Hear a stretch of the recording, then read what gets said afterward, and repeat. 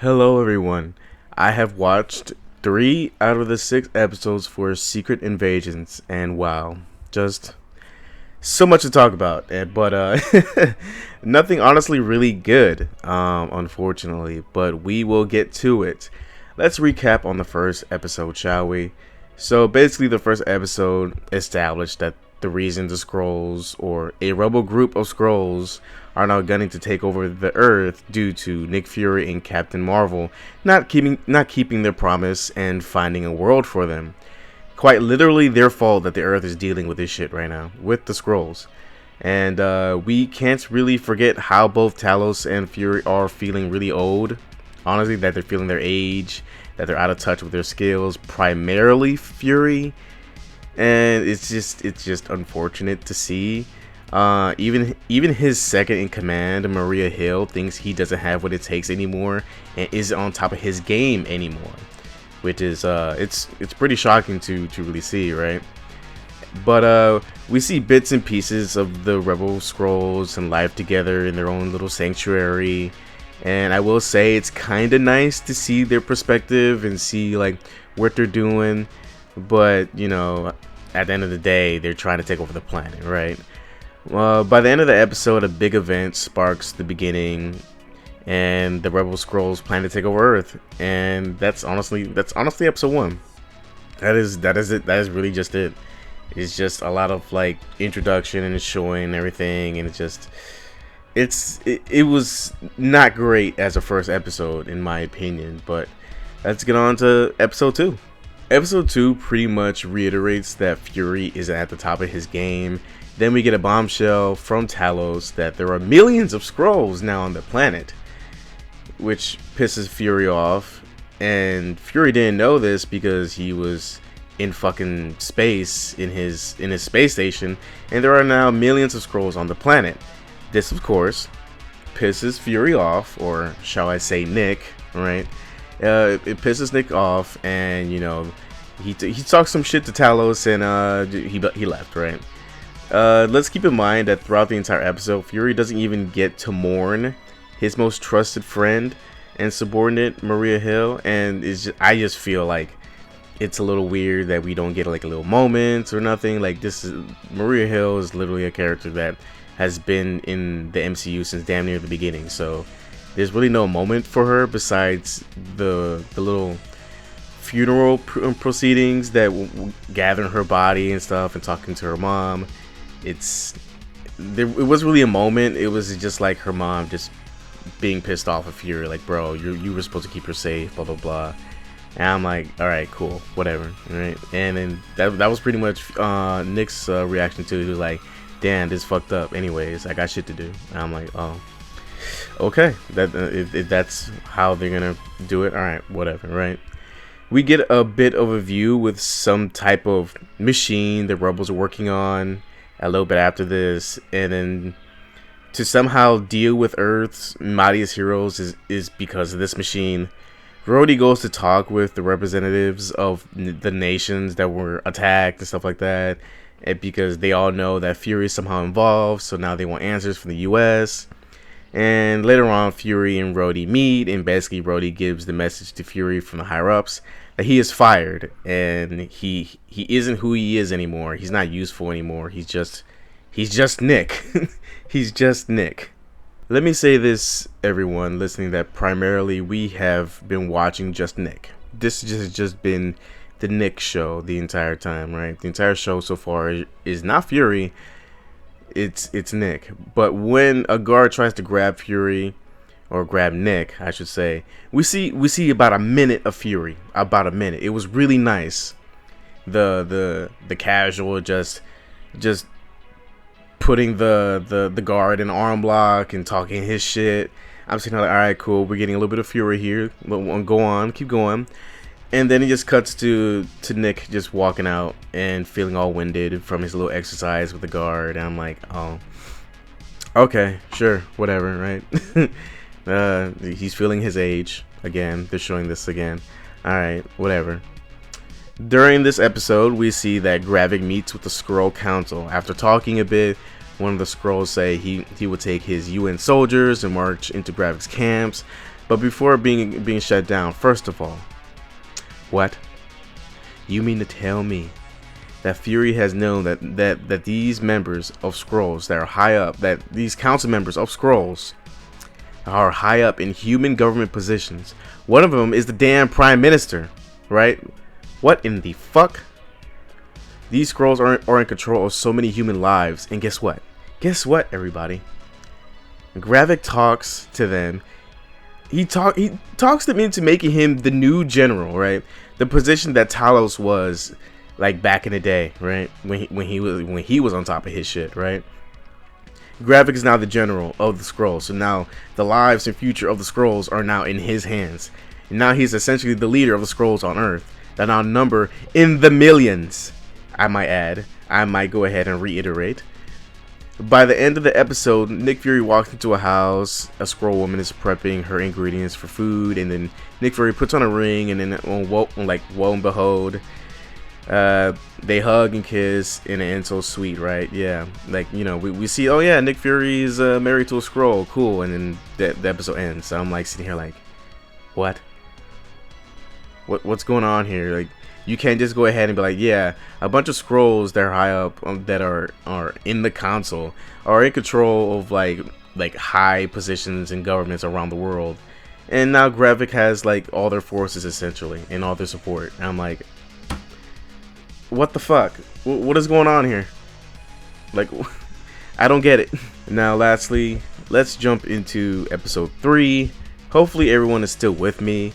Luckily, episode 3 is pretty much just a shallow episode. Nick questions his wife about her possible involvement with Gravik's movement. Throughout the entire series, Gaia, who is Talos' daughter, has been feeding information to her dad.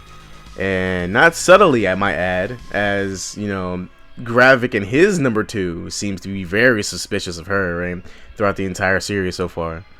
Nick gets information about a Skrull somewhere, about it, like, you know, hack into some stuff. Not even hack. He's just like pretend to be a high up soldier or something, and then use his credentials to like shoot down a UN plane. And I'm like, oh, okay. So him and Talos have a lot of banter that really goes against each other, and it's like really like negatively hearted. Like, they're just talking shit about their grievances with each other. And honestly, like, Talos's grievances with Nick like reveals a lot that ruins a lot of Nick Fury's character as a whole in the MCU, right? And it's honestly really fucked up. I'm not gonna lie. It is revealed that the reason Fury was able to be so successful in his career wasn't because of his skills as being a super spy or anything like that. It's because the Skrulls he befriended fed him information, valuable intel, I might add, throughout the years that made his career so successful. Not Fury being a master super spy himself and him climbing the ladder with his skills and intelligence, but his connection to a species that can literally be anyone they want and just take any information they want just by pretending to be the people that has this information. I'm like, oh, okay, sure, or whatever. We're just gonna go ahead and character assassinate Fury. All right, cool. He's not the super spy we really thought he was. He's just some guy with alien connections, I guess. So it's a bit of a character killer right there, I'm not gonna lie. Somewhere in the episode they reveal that the big mystery machine is a machine that's gonna try to make super Skrulls, so they don't just copy appearances, they can copy powers too. And I'm just looking at this like, what? How are they gonna do this? Like, what's how are they gonna do this? Like, how are they gonna copy powers? And just by looking at them, well, oh yeah, I know you, so I'm just gonna go ahead and copy your powers. Is it because I don't know, because they have a machine to put the actual humans in, and then they can go through all their memories and stuff like that. Are they gonna tweak it to where like they can just also like sort of like Wi-Fi their abilities and powers to like the actual Skrull? Like, what's going on here? I don't know like how they're gonna do it. It's obviously it's fiction. They're gonna make up some bullshit ass reason, but you know, it's just a little it's a little weird. Like, what they gonna if Tony Stark was still alive, what are they gonna copy? His intelligence? Because his only power is pretty much just money. So I don't know what's going on here, and how are they gonna go ahead and steal Thor's power if he ever comes back and deals with this, which I doubt. It's a lot of inconsistencies here, so I don't know. I honestly don't know. So so Nick and Talos then try to stop a missile from a sub targeting a UN plane. The Skrull who did this talks some shit about Gaia, Talos' daughter, and gets killed by Talos, which pretty much shocks Fury. Like, bro, what the fuck, right? Like, what are you doing? Like, we're supposed to be stopping this shit. Then he's like, all right, cool, let me contact Gaia, who then finds the codes in like the real guy's like memories in like the machine he's hooked up to, and like finds the code, which is like his son's like name. And then, you know, she finds it, and then she gets told she needs to leave. Then the plane is fine and everything is okay, right? They put in the code at the right time, and you know, no missile, right? No missile, right? Yeah, there's no missile. However, while leaving the whole facility of the the Skrulls, Gaia gets caught by Gravik, who shoots her dead in the middle of the street because she was revealed and proved to Gravik that she is the traitor, and gets shot dead. So that's a thing right now, right? And then the episode ends with Nick Fury's wife goes off to meet Gravik or something, and then the episode ends. It's just that's just it. And it's just a big old like nothing burger of an episode, and honestly pretty goddamn boring. If I might add, it's just boring. Like, what are we doing here? Honestly, that's it. That's pretty much half the season so far. There's a lot of setup and reveals, but most of the series is boring in my opinion. There isn't anything to note. A boring spy action / drama it's the worst. Honestly, that's the worst thing you can really make, is a spy action / drama show. That is boring. Boring as hell. Boring action, boring consequences, like, you know, boring plot. It's just it's boring. There's nothing really here. This show isn't anywhere near as good as Jack Ryan, and Jack Ryan is honestly really lovely. And Secret of Agents has goddamn Nick goddamn Fury in it. Goddamn it. It's hard to enjoy the plot when pretty much the antagonist's argument is, we're taking over the Earth because we were promised 30 years ago we would get a home for our species. Nothing has happened, so we said fuck it, we're gonna go ahead and take this one.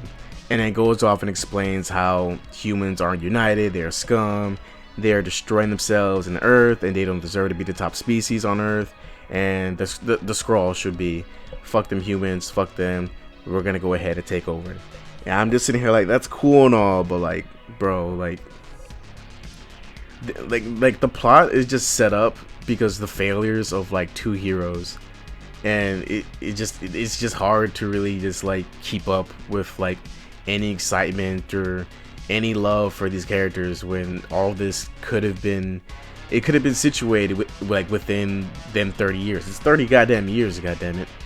And Captain Marvel has been out in space for a majority of that. So either the plot, like this plot just feels ham-fisted. It would just feel like artificially made it to like sort of fit into like the MCU narrative, and it's terrible. It's bad. It's bad. I'm sorry. It's not good. It's not good. Man, it's just hard to root for a protagonist who is one of the reasons why this damn situation is happening in the first place. And I just don't see Fury. I see Nick. Like, he isn't doing shit besides being an old, out of touch spy man, right? If they hadn't made Fury closer to something like the first Equalizer, where no matter the age, Fury is still at the top of his game, top of his skills and instincts. He's just old, and that just makes it a little bit harder for him to do things. However, he's still on top, right? They tried to explain that the snap caused Fury to lose faith in himself and what he was doing, and what they were fully committed in making him like a self-loathing guy on a space station for years. and abandoning his wife. Like, abandoning his wife was immediately crazy to me when they revealed it. I'm like, oh, so you just abandoned your entire wife? That's crazy. She's not even on the space station. You're just by yourself. And like abandoning the scrolls and all his subordinates to be alone and sulk and all this, right? It's a bit sad, really, that Nick Fury is this way, right? But just because he got snapped and like, there's nothing he could do about it, and he became just like he just became an old man, right? That just like is self-loathing. He doesn't want to do shit. It that it just sucks that they're representing Nick Fury of all people this way. This choice to make Secret Invasions the Nick Fury show was a bad one. Representing Fury as an old, out of touch spy, that was bad too. It's terrible, actually. And honestly, throughout the entire show, it just feels like a slow bit of like character assassination for Nick Fury. And it's just terrible. It's just not for me. How everything is set up is completely idiotic and boring. Secret Invasions should have been a reason for the heroes to quote unquote fight each other and turn on each other, straining relationships as a whole. But we don't get any of that. We don't got that because we barely got heroes in the fucking first place. Like, there's barely any notable heroes in the MCU right now. So far, my rating for Secret Invasions is a certified 4, bordering on a 3. Like, it's absolutely a travesty of what they did to my boy Nick Fury and how they have devastated the Secret Invasion storyline. The Secret Invasion storyline is one of the best, right, of MCU history, period. Like, it's really good. If you have thoughts about Secret Invasions, let me know. Stay healthy mentally and emotionally and physically, and I'll see you guys next time. I will be reviewing the series one more time after it finishes to get the full scope of everything. And honestly, I don't see this series getting any better, but if it does, even by a little bit, I'll let you guys know. See you guys next time.